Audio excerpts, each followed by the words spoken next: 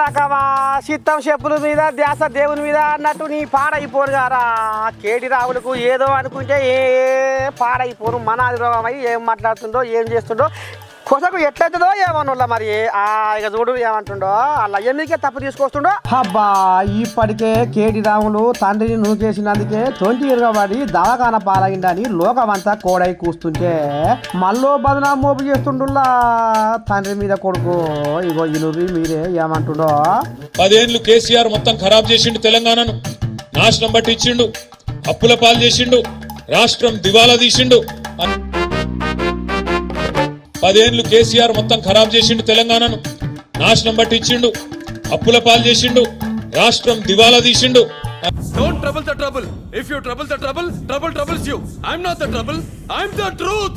10 ఏళ్ళు కేసీఆర్ మొత్తం ఖరాబ్ చేసిండు, తెలంగాణను నాశనం పట్టించిండు, అప్పుల పాలు చేసిండు, రాష్ట్రం దివాలా తీసిండు.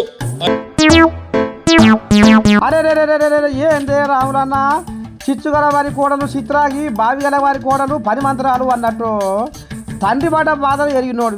తండ్రి గురించి, తండ్రి గొప్పతనం గురించి ఓ 4 ముచ్చట్లు అందుకుంటావేమో అనుకుంటే ఈ కాయగొరకుడు మాటలతోటి మీ అయ్య పరువు నువ్వే తీసుకుంటే గుండె మీద గుజినట్టు మాట్లాడితే ఎట్లనే రాములన్న.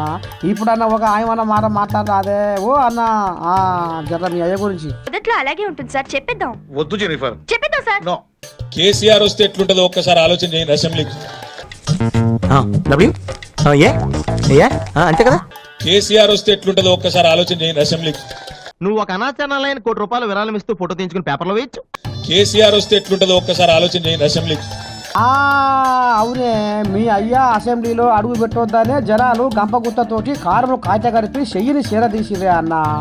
సిక్కిన సింహాన్ని బక్క కుక్క కూడా కలుస్తుంది అన్నట్టు కేసీరావు అంటే నీకు కూడా లెక్క కొట్టలేదా అనే రావులన్న. హబ్బా తండ్రి అన్న ధ్యాస కూడా లేదా అని నీ పాడు అలా ఏమో అధికారం పాయ పాయ పాయ పాయ పాయ అని మనాది పెట్టుకున్నట్టు.